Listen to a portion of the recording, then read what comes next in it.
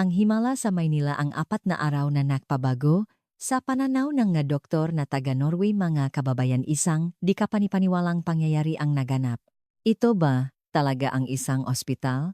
Sa Asya mas moderno pa kaysa sa Norway iyan, ang unang nasambit ngang 72 taong gulang na si Eric isang Norwegian, sa loop ngang isang operating room sa Maynila.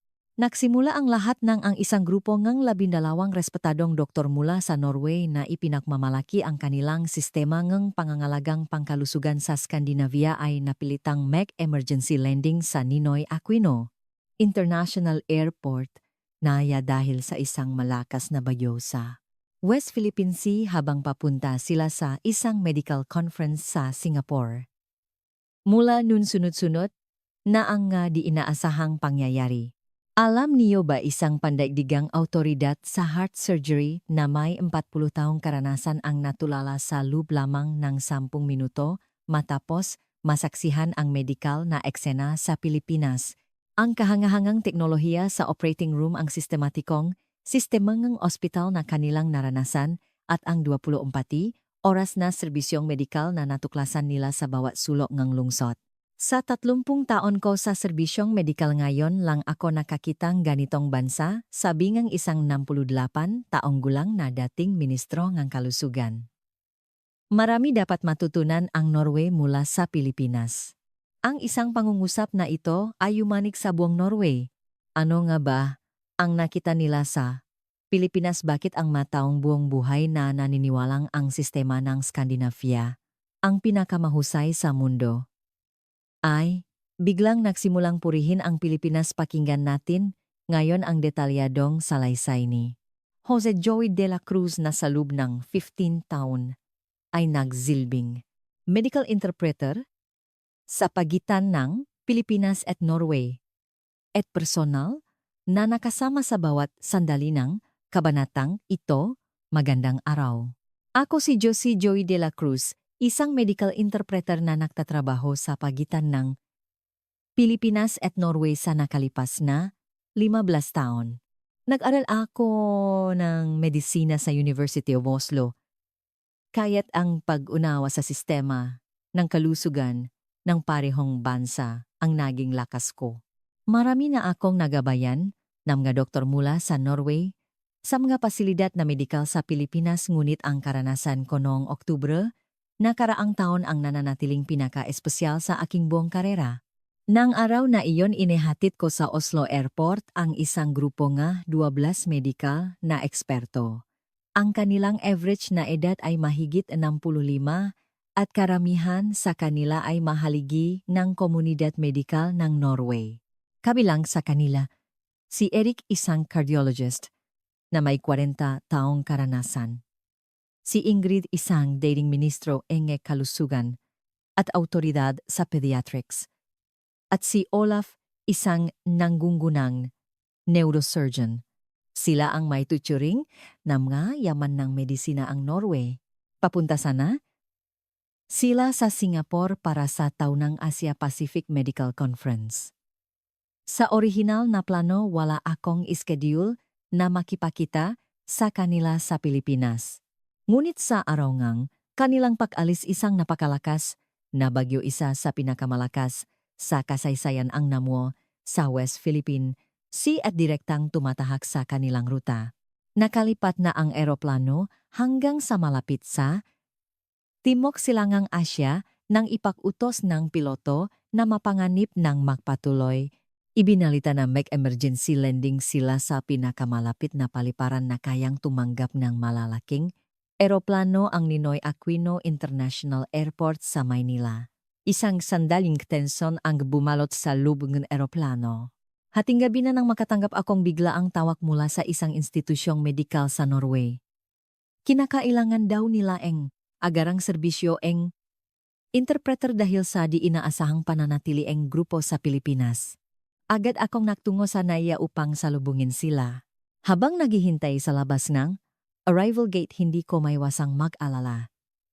Tiyak na nabala sila sa biglaang pagbabago ng plano at nangamba ako na baka makaroon sila ngang hindi magandang unang impresyon sa Pilipinas. Ngunit ang aking mga alalahanin ay walang batayan. Nang bumukas ang pintong, immigration ang mga ekspresyon sa mukha. Nganga doktor ay taliwas sa aking inaasahan. Sa halip na pagkadismaya o pagkalito punong pagkamangha at sorpresa ang kanilang mga mukha. Ang unang lumapit sa akin ay si Eric ang cardiologist. Ang paliparang na ito ay kahanga-hanga sabi niya. Mas moderno at malinis kaysa sa Oslo Airport. Habang ginagabayan ko sila maingat, kung tinanong kung ano ang labis, nilang ikinahanga. Ang una nilang binanggit ay ang bilis at pagiging magilo ng ma-immigration officer. Sa Norway bagamat may mga automated gates madalas, ay hindi ito magamit ng mga dayuhan. Ngunit sa Naya, kahit mano-mano ang proseso ang mga opisyal, ay ngumingiti magaling mag-Ingles at napakabilis kumilos. Ang mainit na pagtanggap na ito ay agad na nag-iwan ng magandang impresyon. Ang ikalawang sorpresa ay dumating sa baggage claim area. Ang conveyor belt ay tahimik at mayos na gumagalaw at may malalaking screen na nagpapakita ng real-time status ng mga bagahe. Ipinaliwanag ko na bihira ang problema ng pagkaantala o pagkawala ng bagahe dito hindi tulad ng madalas nilang maranasan sa Oslo. Eto to nga sa loop ngang wala pang 10 minuto, lahat ng 12 bagahe nila ay lumabas na. Ang serbisyo ne mega staff ne paliparan ay isa pa sa ikinagulat nila. Isang empleyado ang magaling mag-Ingles na nagpaliwanag ng sitwasyon at sistematikong ibinigay ang lahat ng impormasyong kailangan nila para sa biglang pananatili. Mula sa pagbook ng hotel hanggang sa transportation lahat ay inayos nang mabilis na parabang napahandaan na. Sabi niya isang doktor ito na raw ang pinakamahusay na serbisyo sa paliparan na naranasan niya sa buong buhay niya. Ang pinakakahanga-hanga ay ang pag-asikaso sa mga nakatatanda. Nang mapansing ng isang staff na nahirapang maglakad si Olaf na mahigit 75 taong gulang na agad siyang nagdala ng wheelchair. Hindi man lang nila ito, hiniling ngunit kusa itong ibinigay. Ang ganitong malasakit ay labis na ikinatuwa ang buong grupo. Mula sa paggabay sa elevator hanggang sa waiting lounge isinaalang-alang ang kanilang kaginhawaan at ang kanilang mga bagahe ay personal pang binuhat para sa kanila.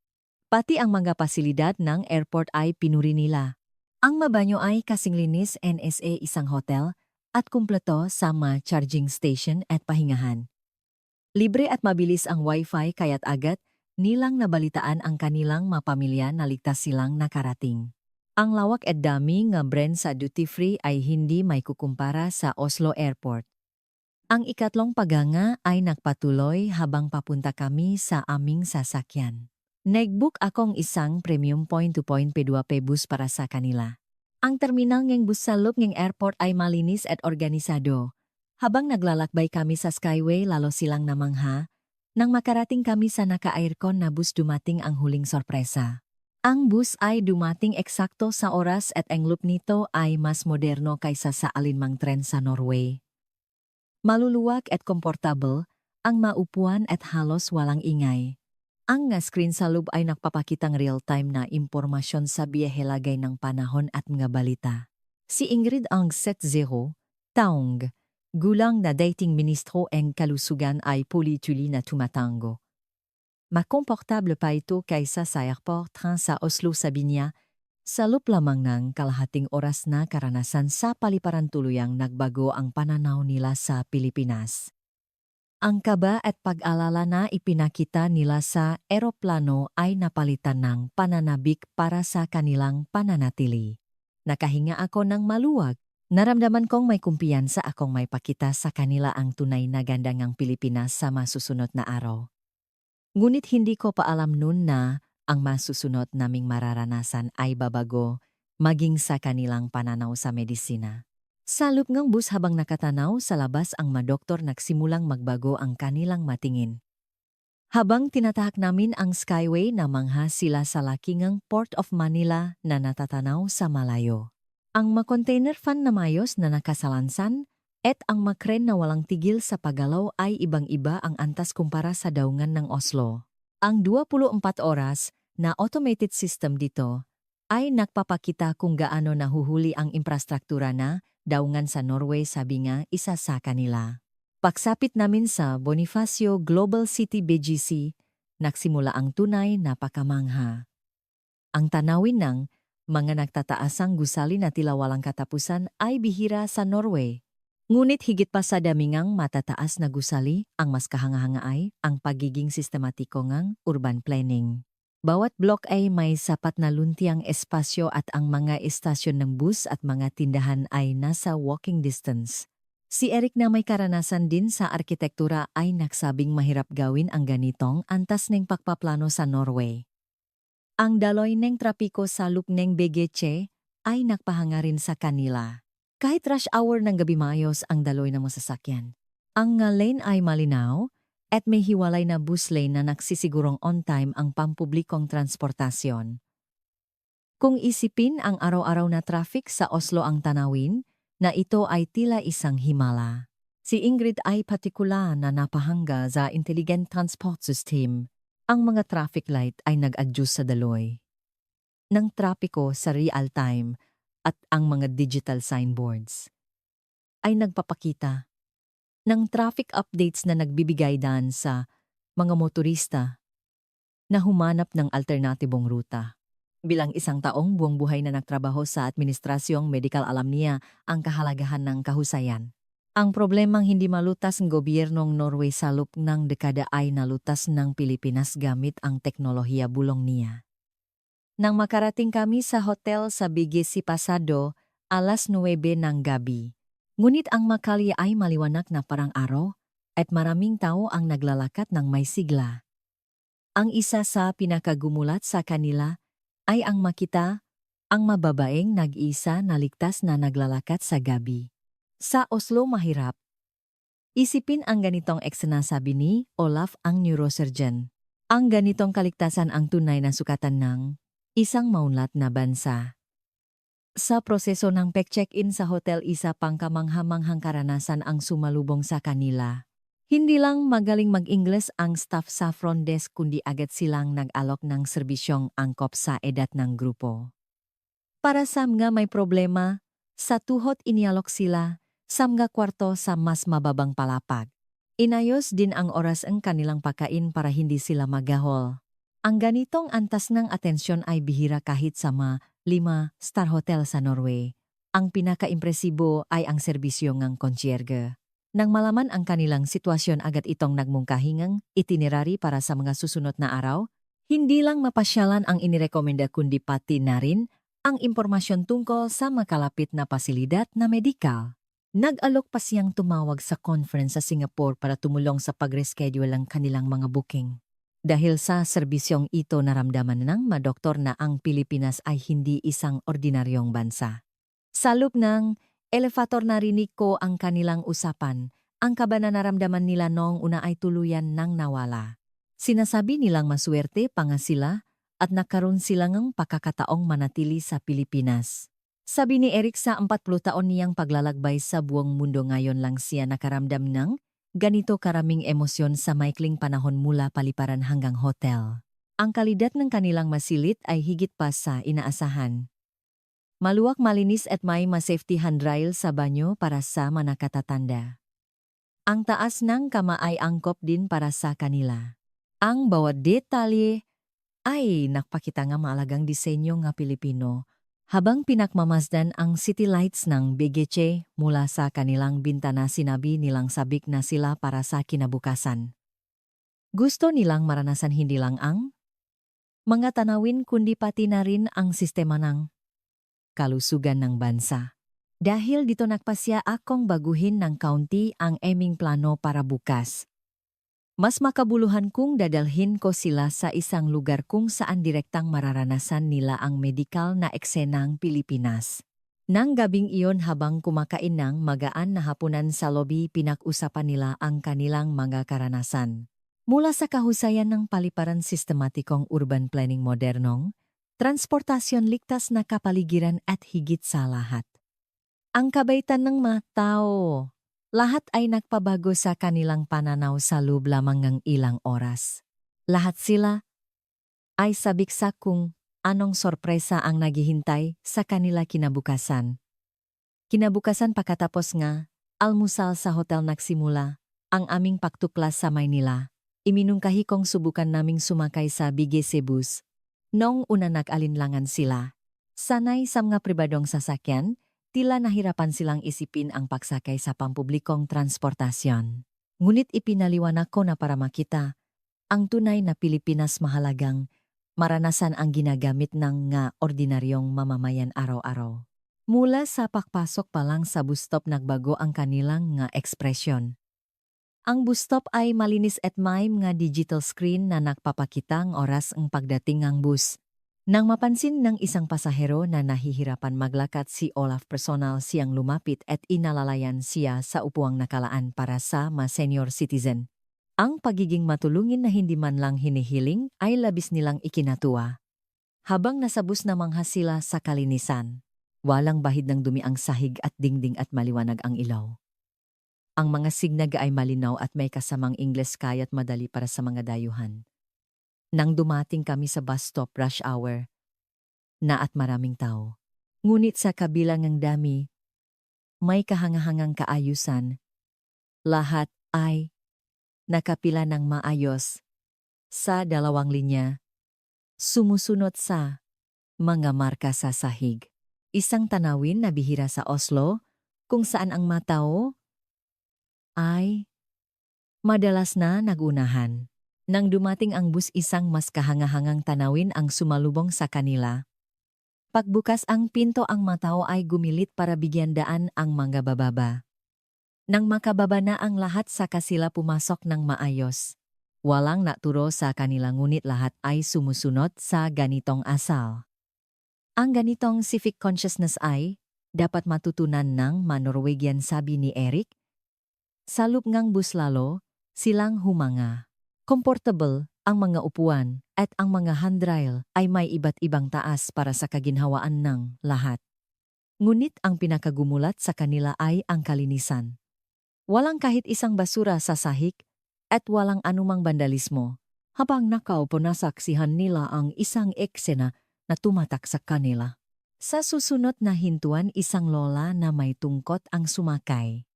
Ilang tao ang agad na tumayo para mag-alok ng upuan. Salamat mga iho, sabi ngang matanda. Naintindihan nilang ang ganitong eksena ay hindi espesyal kundi pang araw-araw na pangyayari. Si Olaf, ang pinakamatanda sa grupo, ay naluha.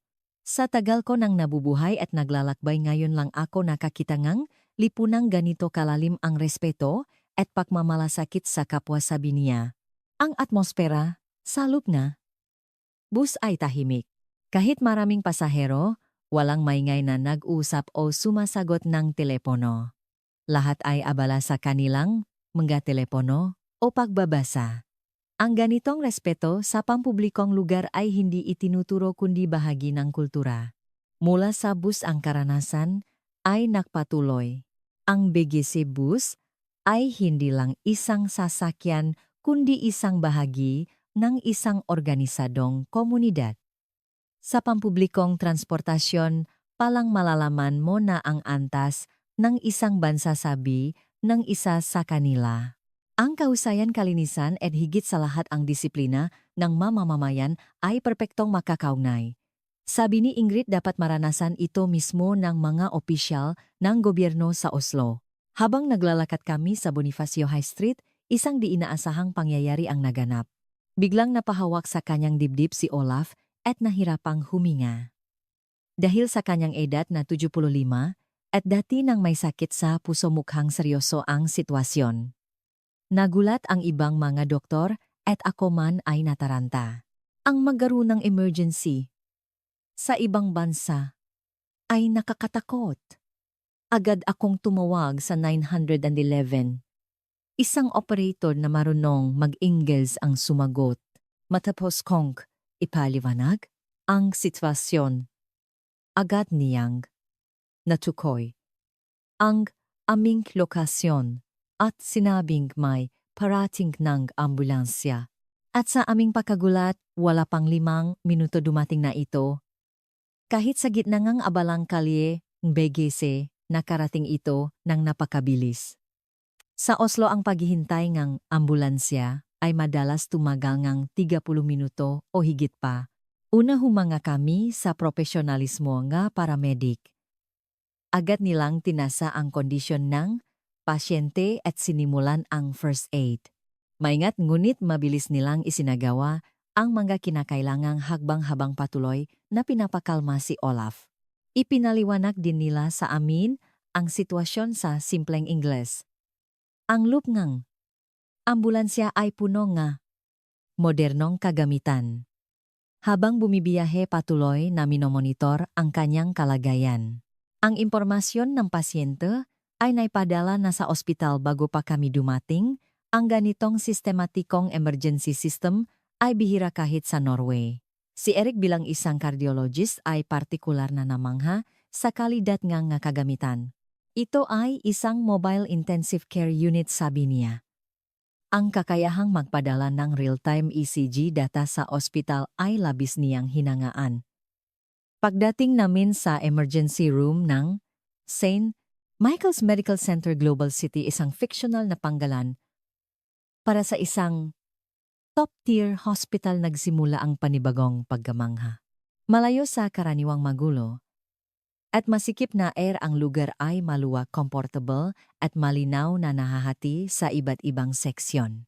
Ang waiting area ay parang lobby ng hotel sa kalinisan.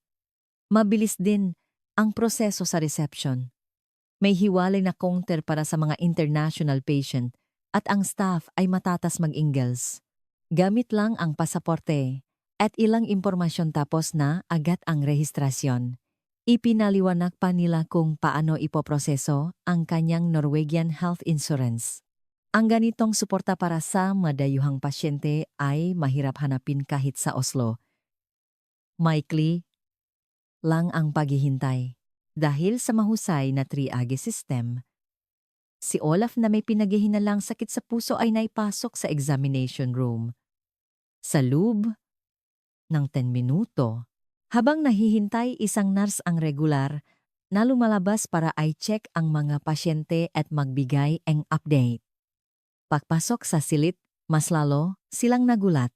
Isang senior cardiologist ang personal na bumaba para tingnan si Olaf. Sa Norway, karaniwang isang resident doctor ang unang tumitingin.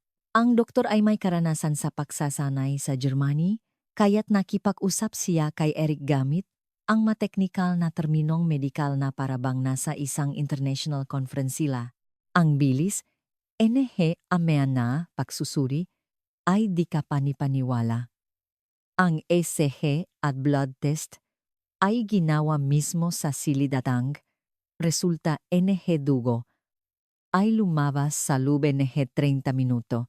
Nang kailanganin ang isang heart ultrasound, agad silang dinala sa laboratorio ng walang appointment. Sa Oslo, ang pagbook ng heart ultrasound ay inaabot ng 2 linggo.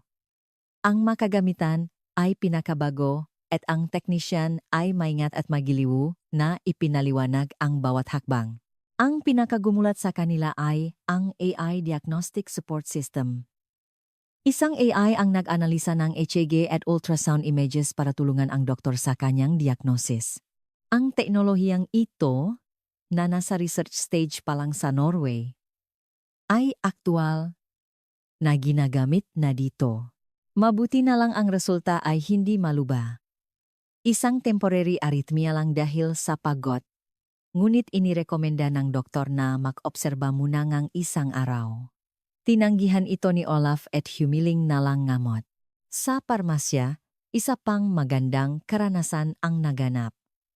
Maingat na sinuri ng parmasyutiko ang kanyang makasalukuyang gamot mula sa Norway para maiwasan ang anumang masamang intraksyon. Nagbrin pa siya, tagubilin sa Ingles. At ang hulin, sorpresa, ang bayarin. Ang lahat AR consultation, mapagsusuri at gamot ay nakakahalaga lamang ng halos 1/5 babayaran nila sa Norway. Walang dagdag na singil dahil dayuhan sila. Ang ganitong makatwirang halagang serbisyong medikal ang tunay na welfare state, sabi ni Eric. Paglabas ng ospital, lahat sila ay humanga.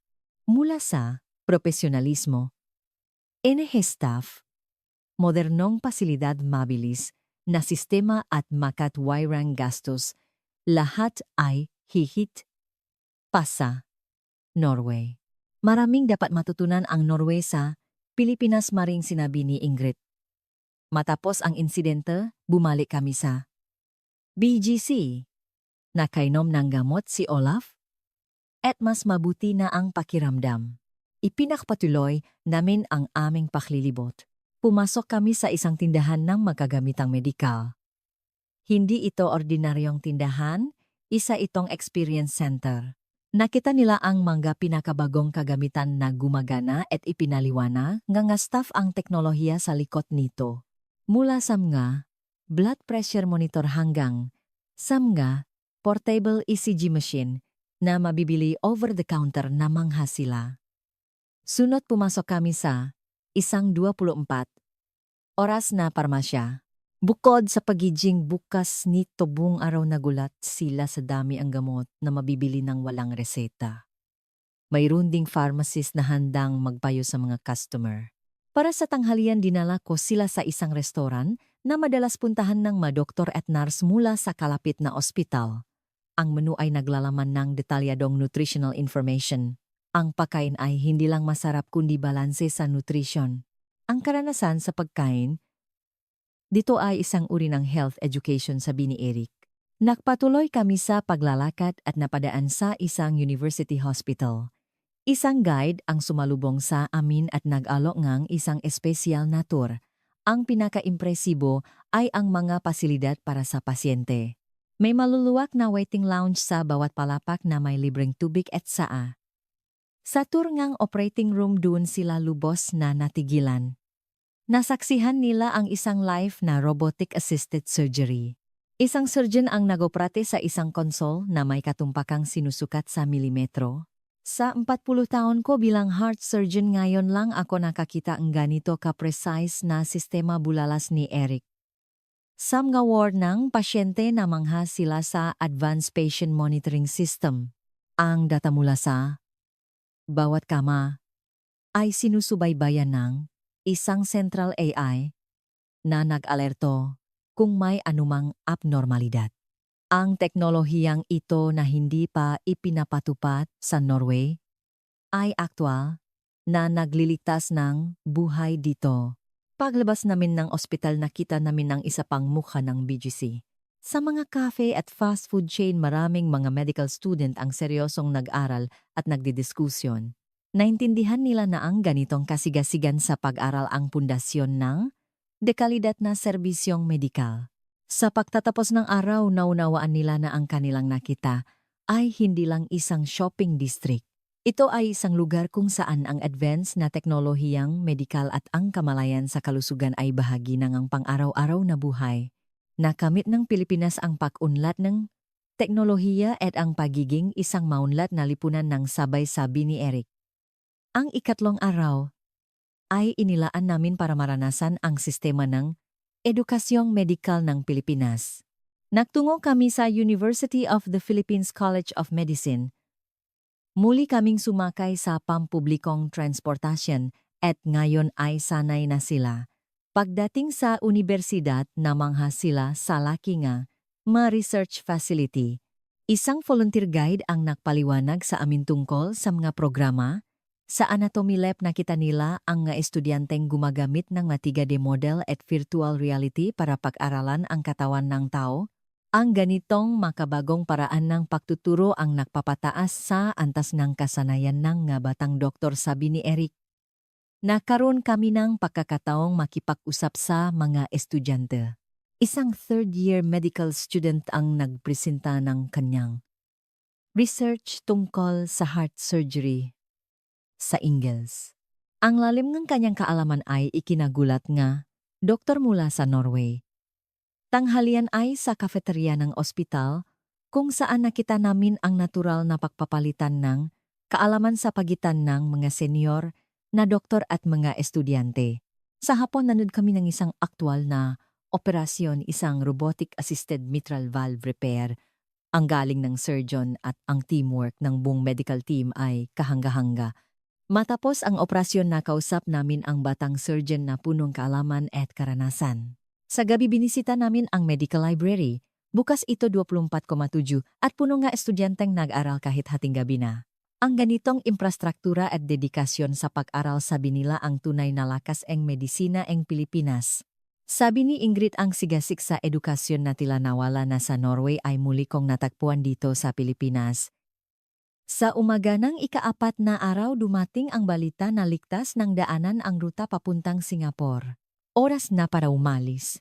Ngunit taliwas sa inaasahan ko marami, sa kanila ang nagsabing mas gusto pa nilang manatili. Ganun kalalim ang naging epektong kanilang karanasan. Habang papunta sa airport puro tungkol sa Pilipinas ang kanilang pinag-usapan. Sabi ni Eric ipapadala niya ang kanyang na staff sa Pilipinas para mag-training. Sabi ni Ingrid ibabahagi niya sa kanyang nga kasamahan sa gobyerno ang mahusay na sistema na nakita niya. Pagdating sa Naya, hanggang sa huli ay humanga pa rin sila sa kaayusan ng departure process. Babalik kami paulit-ulit nilang sinasabi. Nang lumipat na ang eroplano habang pinagmamasdan nila ang tanawin ng Maynila mula sa bintana iba na ang kanilang magatingin. 4 na araw lang ang nakalipas mula nang sila ay mag-alala dahil sa biglaang paglapak, ngunit ngayon puno sila ng pasasalamat at paganga. Pagbalik nila sa Norway agad nilang ikinuwento ang kanilang karanasan. Si Eric ay nagbigay ng isang presentasyon sa Oslo Medical Association. Ang kanyang kwento tungkol sa kahusayan ng sistema modernong pasilidad de kalidad na edukasyon at mabilis na emergency response ay naging usap-usapan. Ang pinakamalaking epekto ay nakmula sa media, ang Norwegian Broadcasting Corporation. Ang arka ay nagpalabas. Ang isang special feature na may pamagat na ang pagtuklas ng mga doktor ng Norway sa Pilipinas. Detalyado nitong isinalaysay kung paanong ang haligi nga medisina ng Skandinavia ay nagulat sa teknolohiyang medikal na natagpuan nila sa isang bansang hindi nila inaasahan.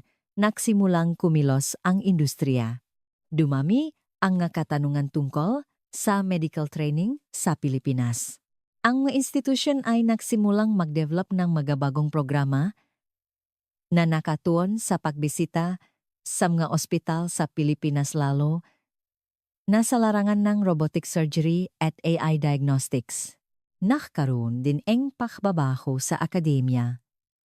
Ang University of Oslo at University of Bergen ay naktatak ang makasentro para sa Philippine Medical Studies. Dumami ang nga estudyanteng kumukuha nga mangkurso tungkol sa medisina at teknolohiyang Pilipinas. Nasaksihan ko ang lahat ng pagbabagong ito ng may pagkamangha. Hindi ko akalain na ang isang 4 na araw na karanasan ay magdudulot ng ganito kalaking epekto. Makalipas ang ilang panahon muli akong naggabay sa isang medical tour papuntang Pilipinas.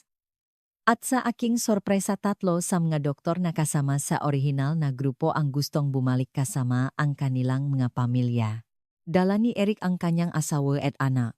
Dala ni Ingrid ang kanyang ngapo. At kasama ni Olaf ang kanyang anak na babay. Nang makita kami muli sa Naya, para silang umuwi sa kanilang sariling bayan, ang kanilang pamilya na noong una ay nag-aalinlangan sa mga kwento nila ay personal na nakita at naintindihan ang lahat.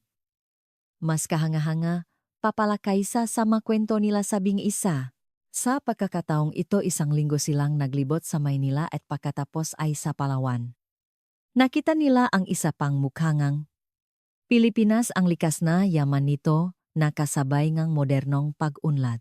Sa huling gabi nagpasalamat sila. Ang aksidenteng paglapak nila sa Pilipinas 6 na buwan na ang nakalipas sabi nila ang pinakamaswerteng pangyayari sa kanilang buhay. Binago nito ang kanilang pananaw at ngayon masaya silang may bahagi ang karanasang iyon sa kanilang mga mahal sa buhay. Habang nagpapaalam kami sinabi kong ito ang pinakakasiyasiyang sandali sa aking 15 taong karera bilang interpreter. Isang pagkakataon na nagsimula sa aksidente ang naging daan para may pakita ang tunay na halagang Pilipinas sa mundo. Habang pinapanood ko ang kanilang eroplanong papalayo, Inisip ko ang mga pagbabago sa loob ng 6 na buwan. Isang di sinasadyang pagkikita ang nagbago sa maraming bagay. Nagbago ang pananaw ng lipunan ng Norway sa Pilipinas. Ngunit higit sa lahat natutunan ko na ang tunay na ugnayan sa pagitan ng nga tao ang nagdudulot ng pinakamalaking pagbabago. Hanggang ngayon, regular pa rin akong nagdadala na mga medikal na propesyonal mula sa Norway papuntang Pilipinas. Marami sa kanila ay narinig ang kwento ng unang grupo at lahat sila ay umuwi na may parehong pahanga. Ang Pilipinas ay hindi nagbago. Ganito na talaga ito. Ngayon lang nagsisimulang kilalanin ng mundo ang tunay nitong galing.